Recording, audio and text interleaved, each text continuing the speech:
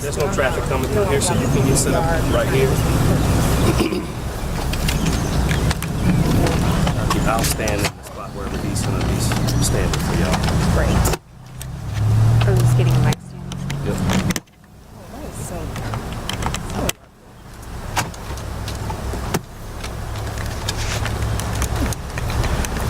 This way nobody's killing their arms. Thank you so much.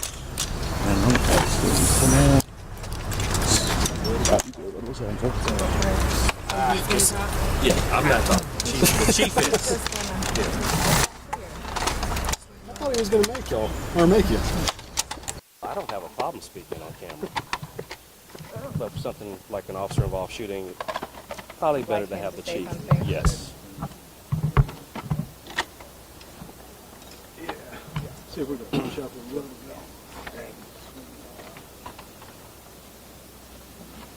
There's the air. That'll do.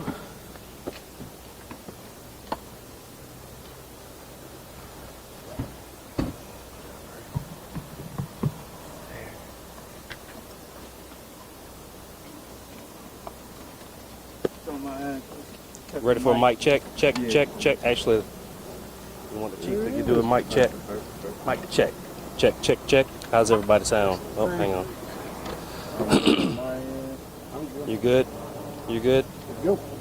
We get a mic check. Mic check. 1, 2, 3. Check. Look at my focus. It's gonna be the chief, so it's gonna be a little bit taller. Oh, okay. All right. I'm just helping y'all get set up and ready so that when he hops up here, y'all can go. Yeah. Thank you. I already got mine. I know. Thank you for reminding me. Reminded me. Yeah. I thought about it earlier and then I forgot about it. I got weird ringtones so that I never mistake mine for anybody else's. You'll know who it is if it goes off. Exactly. All right, good to go. Everyone good? I don't know if we got a good sound check here yet or not. You good on sound? Check. Okay. They're all good for sound. I'll let the chief get up there and make sure y'all are all rolling before he speaks. All right, we all good? I'm here, we good? Everybody rolling? Okay. Everybody good on the color? I'm good on color, and I'm good. Everybody else? All right, good evening. My name is Stuart Van Hooser. I am the chief of the Cobb County Police Department. I'd like to start this evening with just a statement to the family and the loved ones of the individual who is deceased tonight. We certainly express our heartfelt condolences. Our job is unfortunately full of a lot of death, but it doesn't ever become routine to us, and we realize there is a hurting family right now and a group of friends that are mourning this evening, and we mourn with them, and we just want the family and the friends and the loved ones to know that they're in our prayers and they're in our thoughts, and they will continue to be over the coming weeks. Earlier this afternoon, just before 4 o'clock, our 911 center received a dispatch of an assault on a female by a male subject. That subject was said to be armed with a firearm, and officers were dispatched as that dispute continued to progress. When the officers arrived, they were able to locate the suspect. The suspect was armed with a weapon. The two officers opened fire on the suspect. The suspect was struck several times, and the suspect is now deceased. We located the victim. The victim was offered medical assistance on scene, was not transported to the hospital, and she is safe. As with all of our officer-involved shootings, we've asked the GBI to come out and conduct an independent investigation. We've also asked our Internal Affairs Unit to come out. Both are on scene right now, and both are collecting evidence, doing interviews, and completing the work that they have to do on the scene and at our headquarters building. Once that's complete, of course, as always, that will be presented to our District Attorney, Flynn Brody, for review and any action that he deems appropriate. I would like to ask our community to hold both the family and the loved ones of the gentleman that was killed tonight, and our officers in their thoughts and prayers. Officers do a hard job. They did a hard job tonight.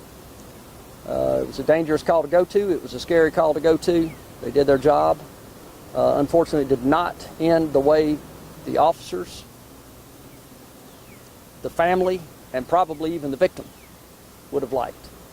It's an unfortunate outcome, and again, we express our condolences to all those who were affected by this.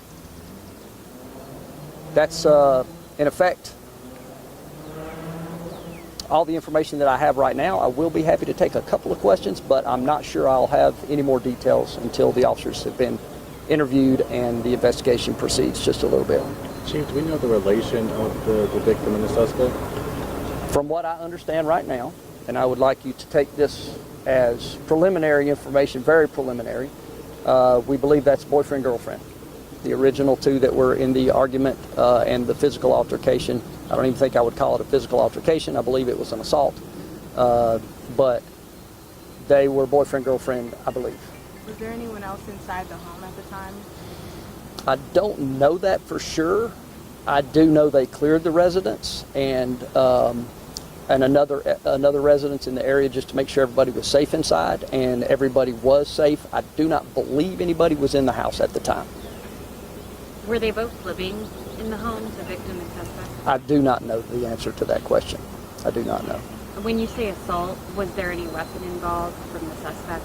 Do you know? It's a little too early to tell that, but we do know that, or we do believe that the suspect had a weapon on his person when 911 was called, and we do see evidence of that here on the scene. Can you tell us what kind of firearm he had? I do not know that. I believe there's a pistol. In the dispatch, there was some conflicting information on that, so I won't bring up other things that I heard, but I believe there's a pistol on the scene. When police arrived, did the suspect point his weapon at officers? Is that what happened? Or? We won't know that this early in the investigation. We have not interviewed the officers, and we don't at this early juncture. That's something that the GBI will perform for us, and then we'll do an administrative investigation later where they will talk to our internal affairs investigators. And Chief, they always say domestic violence is the hardest call that you guys go to. Is this kind of proof of what you don't want to see happen with that? Oh, absolutely. We definitely do not want these to end this way, and the officers don't want to see it in this way. Shootings are hard on officers. I'm not sure everybody really understands that, but it's hard, even in defense, to use fatal force against an individual, against a human being. It's very difficult to do that.